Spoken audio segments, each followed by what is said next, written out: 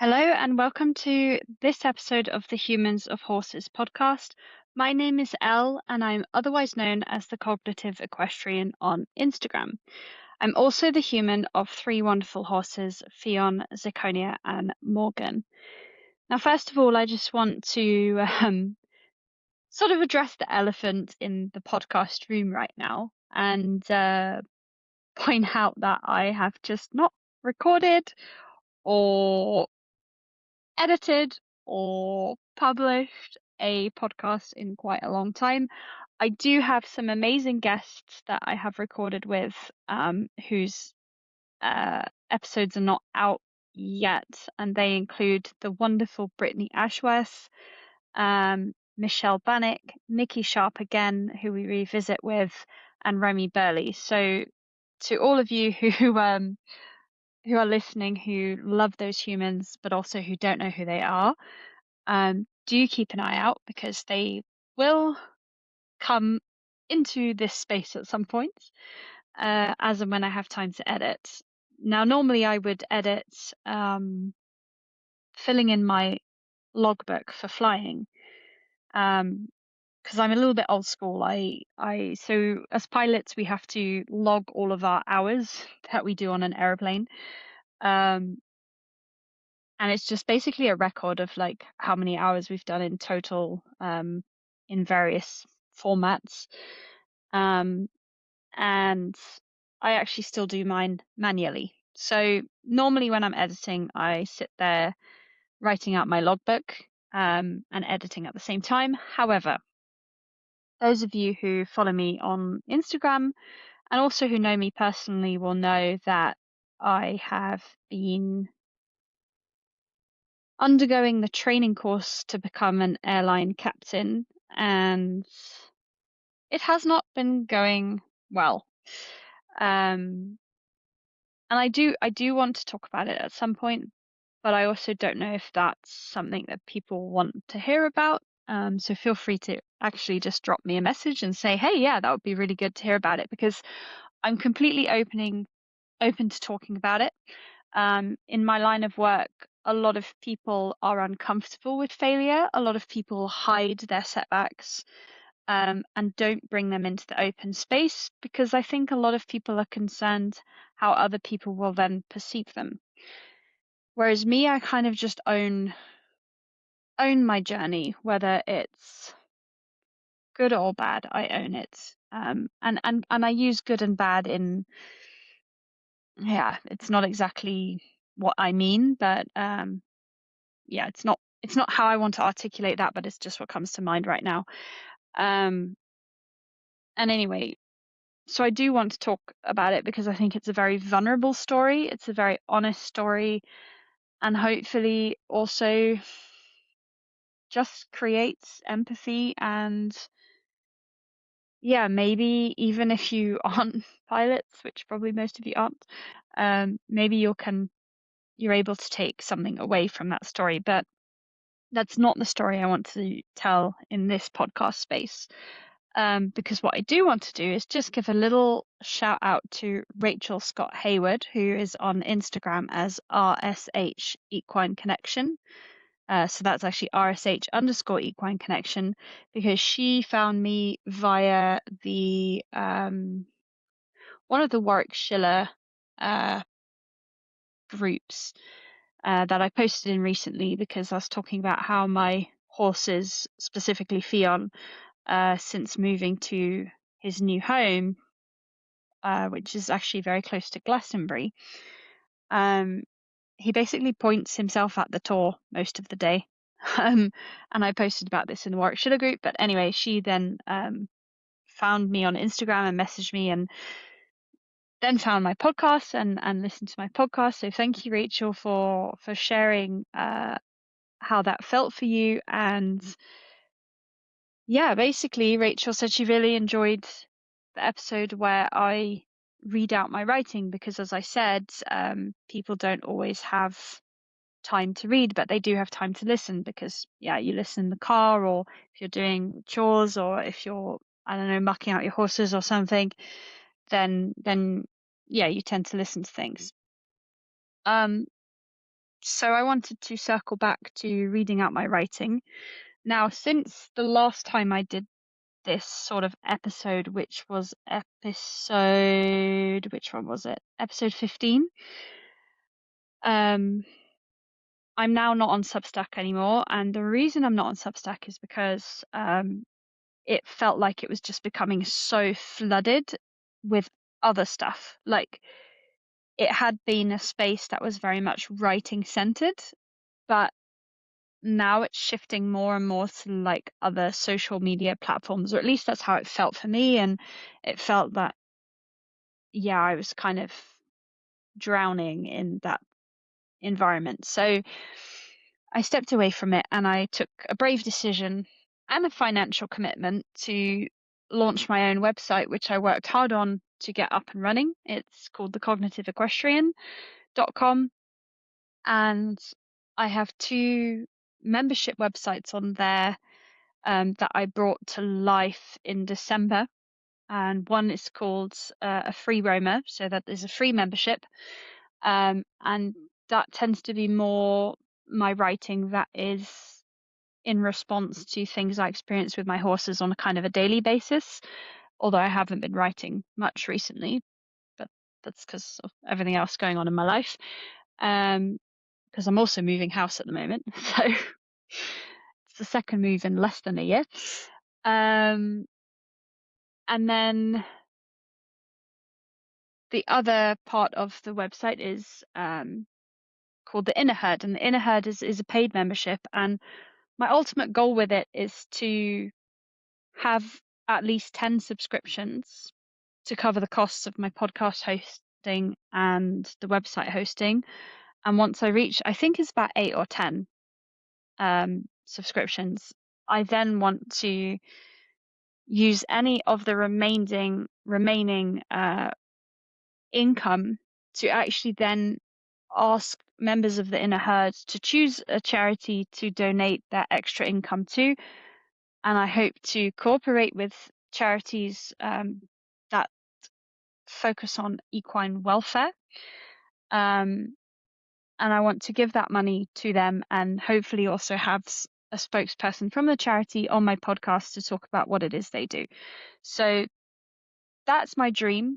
I launched it and I thought people would subscribe, but actually, as it stands, nobody subscribes to the paid version, which is fair enough. The subscription costs are like £4 a month or £40 for a year.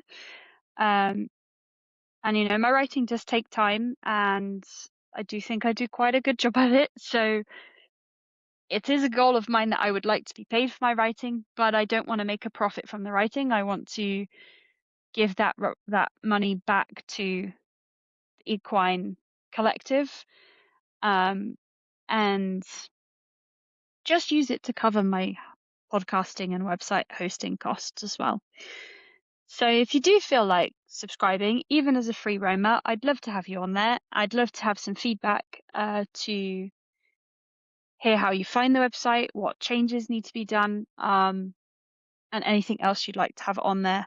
So please go ahead and subscribe, even as a free roamer. It's on thecognitiveequestrian.com. And if you're having any problems with that, just DM me as well.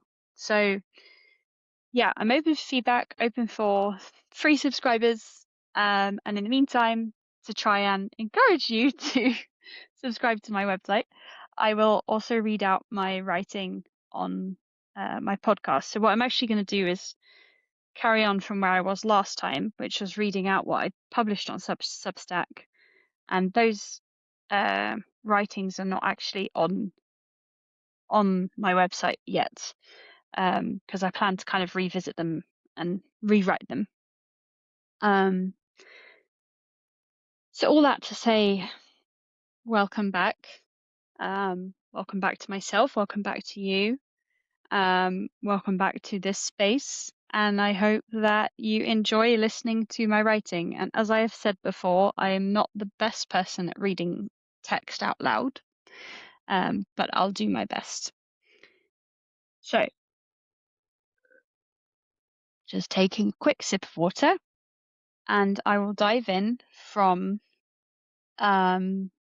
a piece called Mastery versus Proficiency. Now, this piece I wrote in January 2025, and it was kind of inspired by this kind of a lot of talk about the 10,000 hour rule, which I have mentioned a couple of times on the podcast as well. In my writing too, I think actually in the episode that I read out the writing or not. Anyway, doesn't matter. Can't remember. So yeah, mastery versus proficiency. There's this culture out there, this belief system, that in order to be successful and achieve big things in life, many hours of work need to be put in. Sacrifices need to be made. Sleep has to be compromised. Every day, we must wake up and focus on our work. Our work must be productive and produce the outcome of success. Nowhere is there space for self-care. Many years ago, when I was an athlete, I came across psychologist Kay Anders Ericsson's idea of 10,000 hour rule, whereby the idea is that in order to be world class at something, you need to have done it for about 10,000 hours. When I heard this, I remember feeling 10,000 hours was a lot, and I asked myself, how many hours had I perhaps carried out doing my sport at that point? Alpine skiing is a sport where you spend a lot of time out on the slopes, with very little of that time being spent actually executing turns. So to get 10,000 hours of doing precisely that seemed a very big mountain to climb. Yes, I put that pun in there. Of course I did. Couldn't resist it. Why does mastery and success have to be defined as a number?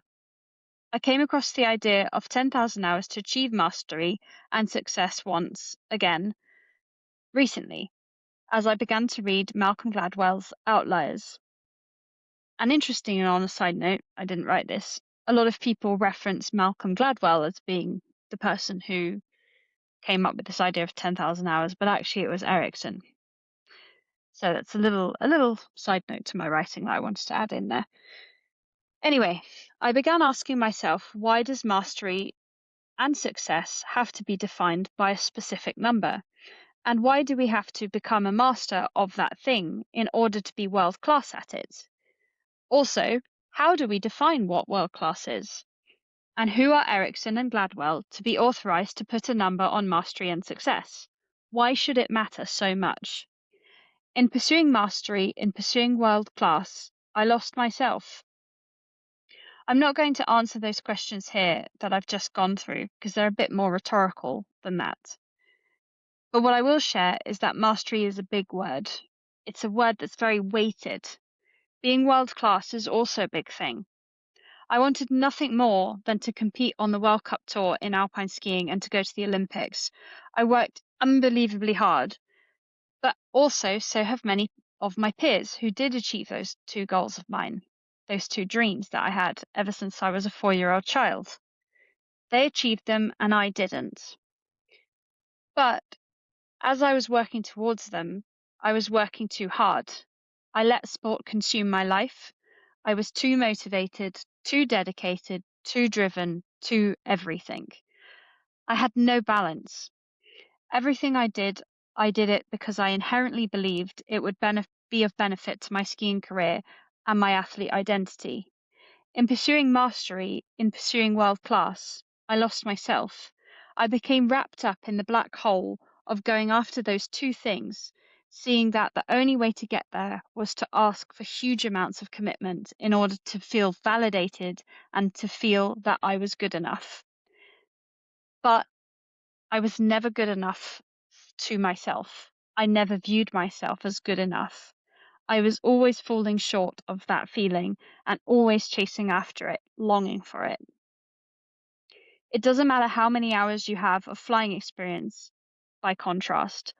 All that matters in my flying job is that you are proficient and that you are enough. In aviation, we never talk about mastery. We instead talk about being proficient. In a flight deck, you can have a captain with 20,000 hours and a first officer with 200 hours of experience, but both of these people are proficient in what they do. because twice a year we do simulated checks and we get assessed as proficient or not proficient across the list of technical and non-technical skills. It doesn't actually matter how many hours you have of flying experience. All that matters is in that moment that you are being assessed, that you are proficient, and that you are enough. And I really like that. You don't have to be the best. You don't have to win. You don't have to have the most hours of work. You don't have to have the 10,000 hours number to even be worthy of mastery, because you are proficient and you are worthy now in this moment. You are enough here. Of course, over time, you will gain experience and grow. Your personal level of proficiency shifts to a higher level, and that's the beauty of it. That's where you can reflect back and see how much you have grown. So how about we shift our vocabulary? How about we refer to proficiency and understanding what that means? Instead of using vocabulary such as winning, mastery, or being successful because we quote unquote work the hardest or quote unquote give the most effort, all these types of words and mindsets can be the perfect ingredients for pushing someone to burnout, making us believe that in order to be enough, in order to master something, we have to put hours and hours of work in, when actually there is no need for that at all. If we work on just being enough, the rest will take care of itself. I like the Dutch phrase, het komt goed, it comes good, because in the end, it does. Now, reading back that piece now is quite interesting because actually a lot of these ideas of enoughness and working hard to achieve something and focusing only on that one specific thing at the cost of losing the balance of everything you have in your life is actually a theme that has been showing up for me the last few months, because I did lose myself. I lost the connection with my horses. I was just really focused on this course. And, you know, if you ask anybody else who's in my job, they'd say, well, of course you have to do that. But the thing is, they're not me. And for me, actually, I need that balance. So it's quite interesting reading that again. And I think as well, when I look at the journey I've been on with my horses, and I was talking to a friend about this actually earlier this evening, is when we're looking at horses from the nervous system and humans from the nervous system, you don't have to do hours and hours and hours of working on a thing. So, the 10,000 hour rule in order to achieve what it is you want to achieve. Because actually, if you're focusing on your own awareness and your own nervous system state and that of your horse, you'll find that with very little training, that time of just showing up in this way means that you can achieve stuff that you didn't think was possible, or that you thought you'd have to put hours and hours of work into. So for example, like Theon, I've always tried to show up with no intentions, no expectations, and to just accept him as the horse he is today. And I got to the point where I even let go of ever going out with him, because when we were in the Netherlands, he was just so over threshold so easily that I just didn't think it was possible to go out. And I just said, right, if we never go out again, that's fine, because I love you as the horse that you are. But actually, since he's moved to the UK,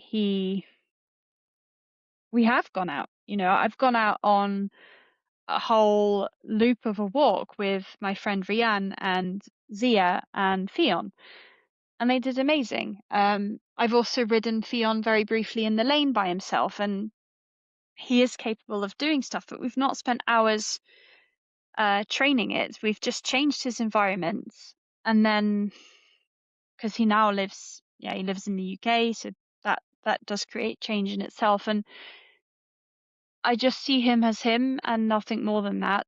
And it's things like putting a rug on him to help him deal with being overstimulated in the winter when it's stormy, or now I've ordered a fly rug for him because I finally accepted that even though it feels criminal to put a rug on a horse in the summer, he's so sensitive to flies that I'm just like, yeah, I can see you're constantly being bothered by these flies. So I'm just going to put this rug on you and see if it helps. And all that is just noticing what they need and asking yourself, well, what can I do to make your daily life as comfortable as possible and as enriching and as enjoyable as possible. And I think that then translates to the bigger picture stuff of going out on a walk with your horse. So yeah, circling back to mastery versus proficiency, I think mastery is kind of toxic in a way because it's looking at being more than what you are here and now, whereas proficiency is being enough in the moment. So that's my sort of thoughts on that one. The next piece I wrote a couple of days later, actually. So if this was on my website on the inner herd and also the free roamer. So essentially, I talked about how if you sign up as a free roamer, you get access to sort of stuff that happens daily with my horses. This would be an example of such a piece, and I called it field notes. Because they're just kind of observations I've had when I've been around the horses or experiences I've had. So this one was in January 2025 as well, and the title of it is A Ride and a Nervous, Very Much Novice Rider, with a subtitle of Leadership, What Type of Leaders Horses Need Us to Be When We Are Out of the Comfort and Safety of Their Home Space. After about 20 minutes of faffing yesterday morning, I finally got on my saddle, ready to go out on a ride with Zir, accompanied by our wonderful helper. I recently purchased a total contact saddle, and the first time I tried it, it fitted wonderfully. This time, I just could not get the girth and the straps right at all. Zir was trying to be patient, but she certainly was wondering what was taking so long, making it clear she would rather be noshing on some grass. When I finally got on, she had this sort of finally vibe and power walked forward to the gate. My helper opened it, giving me the lead rope, and Zia marched straight out of there, ready for an adventure, or the grass on the adjacent little open meadow. When I walk in hand, I always go left first out of the gate and spend some time grazing on the little open meadow, particularly with Fion, as sometime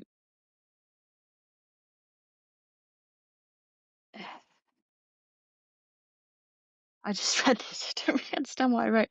I always go left first out of the gate and spend some time grazing on the little open meadow as Fion has some time to see we are still alive. Ah, yes. So Fion can see us whilst we're there. Right, that makes sense. Sorry, I was very confused by my own words. And is absolutely fine. He gets pushed around by his two mares and moved on to other food sources by them, but as soon as you take one of them out, it is to him one of the worst possible things you could do. Taking Zia or Morgan out for a walk is as much a training exercise for me and them as it is for Fion and his separation anxiety. He watched us, neighed once, and then ambled over to the water trough. Meanwhile, I was sitting on Zia and tuning into my feelings. Horses. Ugh. My helper asked how I was finding it, to which I replied I could feel some tension in my body. I was nervous. When I am in our little arena, I know not much can go wrong. But as soon as we are out on the road, I know there are many, many of what Warwickshire would refer to as rabbits where we are. It is an urban environment with building work, school children, bicycles, cars, buses, heavy goods vehicles, dogs, many things that can be spooky. Added to that, immediately as we go out of the gates and are away from the safety of our home, I am suddenly aware of just how tall it feels to be on Zia's back and just how very far away I am from the ground, or at least how it feels. I shared all these thoughts and feelings with my helper. We decided to spend some time on that little open meadow to give myself a chance to regulate. I know from experience of walking Zia in hand that the meadow is a green space for her. She will quite happily nosh away there, relaxed and without fear. All I had to do was get there too. My helper and I began to talk together while Zia ate. I found after a while I was relaxed. I was ready to start leaving the safety of our green zone. We turned back and passed the gates to head towards the slightly quieter part of the road towards the farm and cycle path. Within a few meters, there was the last house of the street, which was being renovated. Strange objects lay outside on the pavement, along with the occurrence of funny smells and loud noises. With me on her back and our helper reassuringly at her side with the lead rope, we proceeded past this house and stepped up onto the grass strip, rounding the corner of the street. I began to shift my attention towards setting some boundaries. I acknowledged Zia's need to eat some grass to help her regulate. However, I wanted to show her it was important that she only did so once I asked for a stop, followed by a pause, before giving her space to then on the rein to then reach down and eat. We began building up this conversation, and I noticed I was becoming relaxed. As we carried on down the lane, my helper and I continued our discussion. I shared my thoughts on leadership and how horses really need you to step up when you're outside of the comfort of your home. You need to be clear and give them a sense that you know what you are doing. You need to be sure of yourself. You need to step up and be an effective, safe leader. Setting boundaries is something I struggle to do with the horses in their home environment, but put me outside with them or helping them load into trailer or even moving them when they are sedated for dentistry works, for example. I have no problem being clear with them. I step up because I know they need me to. They rely on me to be there as the bridge for them to understand the human world that lies beyond their home.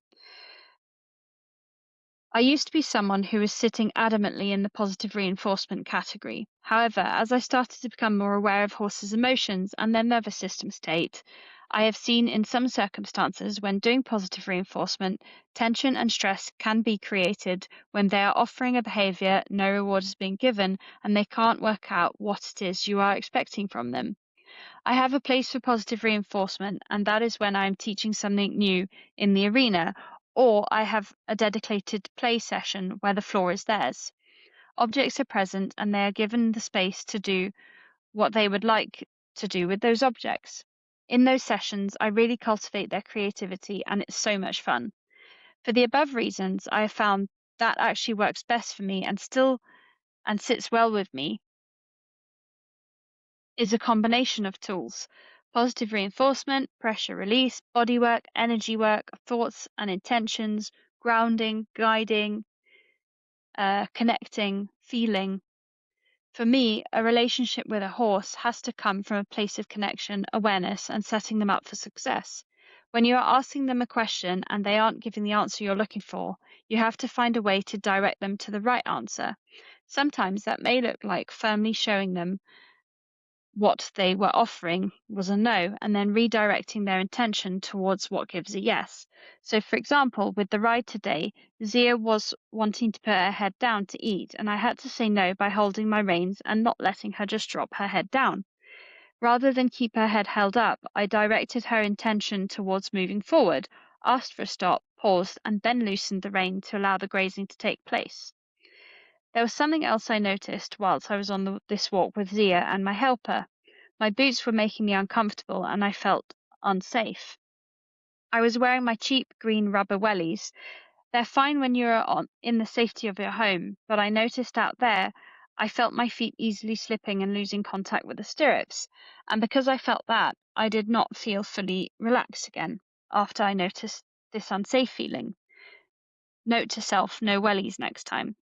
It was a lovely ride, a big achievement, and prior to yesterday, I had gone out less than 5 minutes with the intention of riding. The first 3 times were just after I bought Zia, and she was not the horse she is now. On the third time, it went very badly wrong. After that, I realized we had some work to do together. Thereafter, I went out, once very briefly in the summer of 2023, with the assistance of a friend. But since then, for various reasons, it's not been the time or place for it. I am a novice rider, I'm still scared, and today taught me how much I still have to work on. But the great thing is, I feel aware. I felt aware of myself and aware of her. I know to be the leader she needs me to be, I need to be able to get on Zia, grounded, regulated, and confident in my abilities to lead her. Getting on her today and going out put me out of my comfort zone, but showed me I can do this. I can be a good leader for her. I can give her clarity and direction. We have a very healthy, beautiful partnership, and I know she will continue to teach me as she already does every day. So that was that piece. I don't really have much to say in reflection of that. I mean, it's not my best piece of writing, but I think there are some good thoughts on there about how to ask questions and how to get the responses you're looking for, and using a mixture of ways of asking those questions and adapting to both yourself, the horse, and the situation that you're in.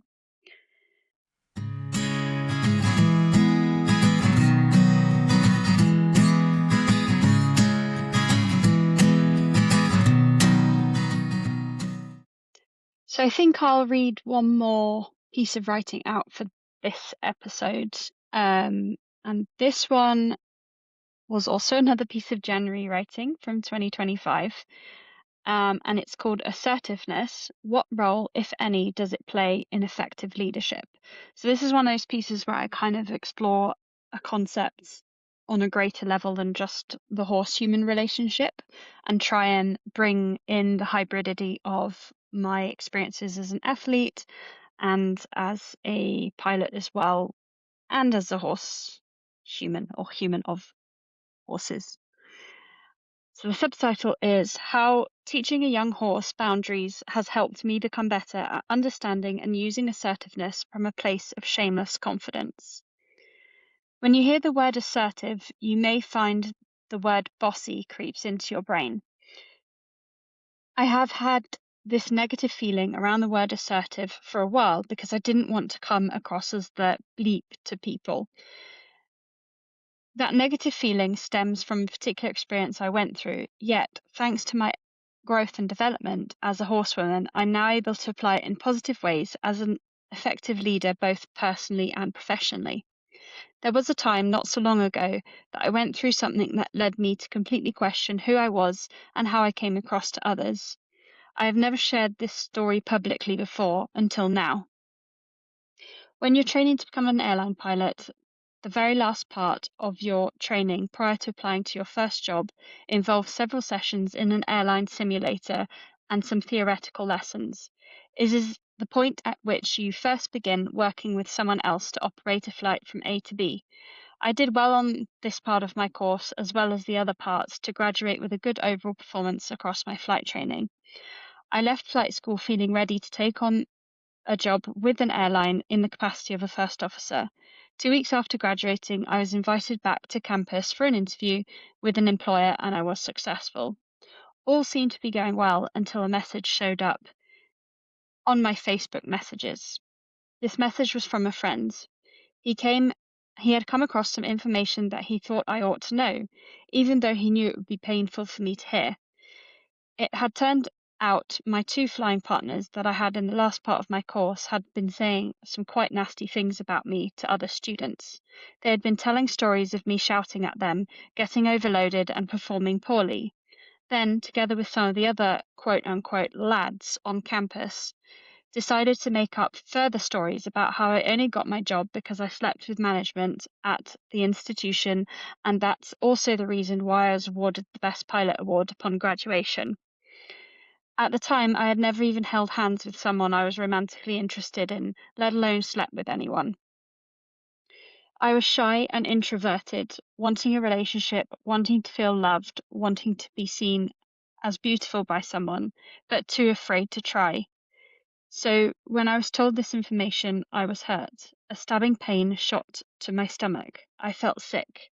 I cried. I curled up on my bed, hid under my duvet, and called out to my cat, who, being the nanny she had been for almost all of my entire childhood, came to cuddle close to me as I sobbed into her long cream-colored fur. I was not prepared for the way this information was to affect me. I hurt a lot. I began to completely question how I came across to people. As an athlete, I value professional demeanor and naturally desire to excel at anything I do. Of course, the reality was I had not shouted at my flying partners. I was not inept. I was perfectly capable and competent, soon to be airline first officer. But for some reason, it just got to me. I didn't want to come across as someone others could not work with. I began to evaluate what assertiveness means and whether I had been too assertive, and also the context of assertiveness with regards to being female in a male world. It's a fine line to walk along. When used the right way, it can be a very effective leadership tool. Yet, I found myself in a state of shame around it and was asking myself, am I too immature in my way of leading? The answer to that is yes, of course I was. I was 21 at the time. I had come from a background of elite sports where everything had been about my own personal advancements. Learning to work and collaborate with someone else was something I had to begin to change during the course of my commercial training in order to shift away from the athlete mindset of working individually and towards that of being a reliable team member.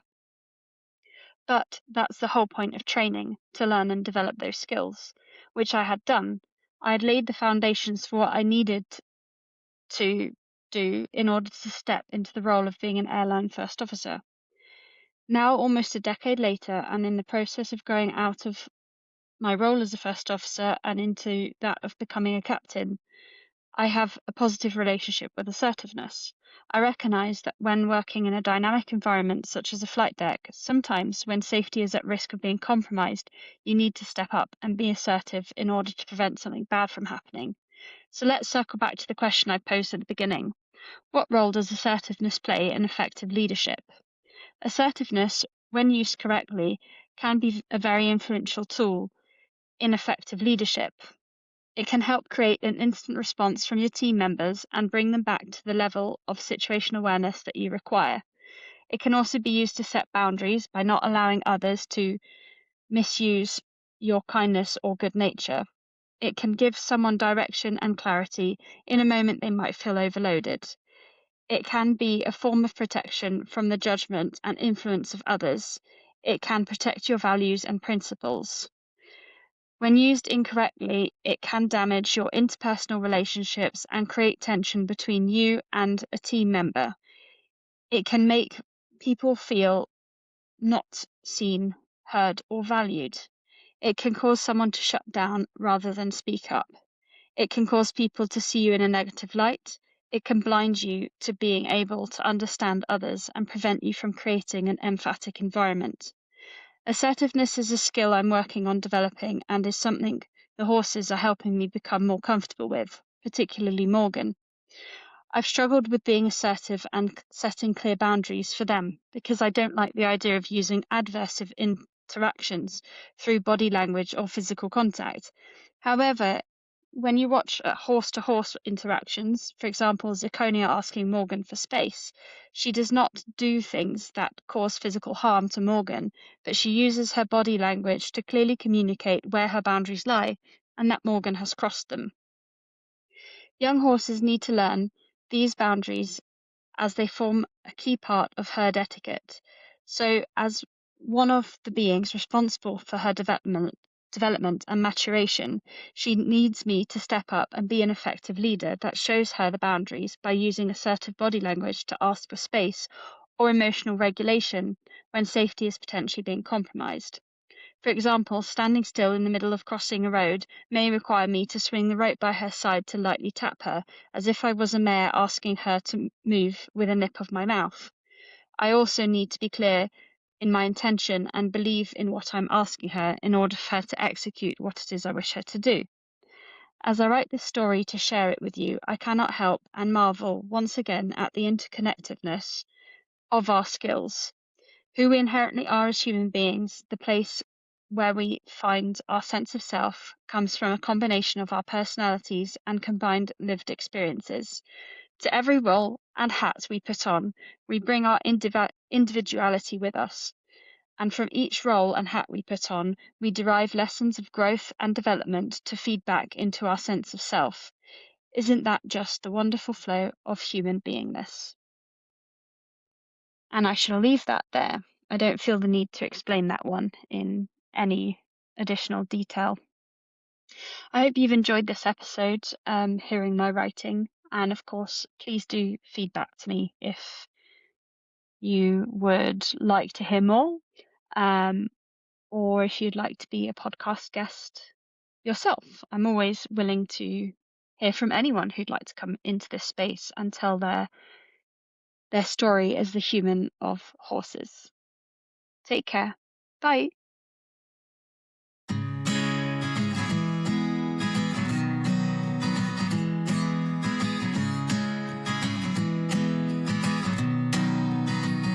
I can't remember a time before you walked into my life. You took the broken parts of me and made it all alright.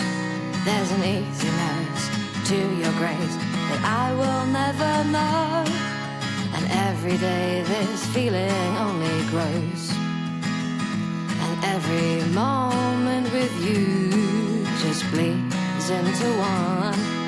Your easy smile greets my eyes just like the morning sun, a reflection of my soul, one heart that beats for two. Just know, my love, that I will